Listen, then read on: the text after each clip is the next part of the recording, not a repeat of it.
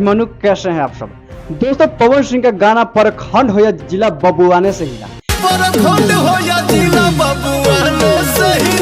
इस गाने को लेकर खूब विवाद हो रहा है, खूब चर्चा हो रहा है। दोस्तों मैं आप सभी को बताना चाहता हूँ कि ये जो गाना सूर्यवंशम का है, जो इस फिल्म में जो देखकर आए लोग खूब प्रतिक्रिया दे रहे हैं कि ये गाना ऐसा नहीं होना चाहिए था।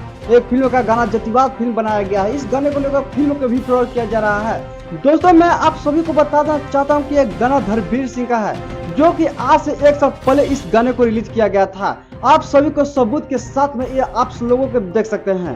दोस्तों ये गाना का जो गाना को लेकर आया है सूर्यवंशम वाला, इस गाने जो ओरिजिनल क्रेडिट जो दिया गया है उसमें पवन सिंह के गाने में भी धर्मवीर सिंह का दिया गया, जाके आप देख सकते हैं। लेकिन बात यहाँ तक नहीं रह गया, बात विवाद तब तक लेगा जब पवन सिंह इतने बड़े सुपरस्टार जिन्होंने लॉलीपॉप गाने गाकर अपने पूरे विश्व में चर्चा लॉलीपॉप गाने को, उसके बावजूद भी छोटे मोटे सिंगर का गाना चुरा कर अपने फिल्म में गाने को गाया है।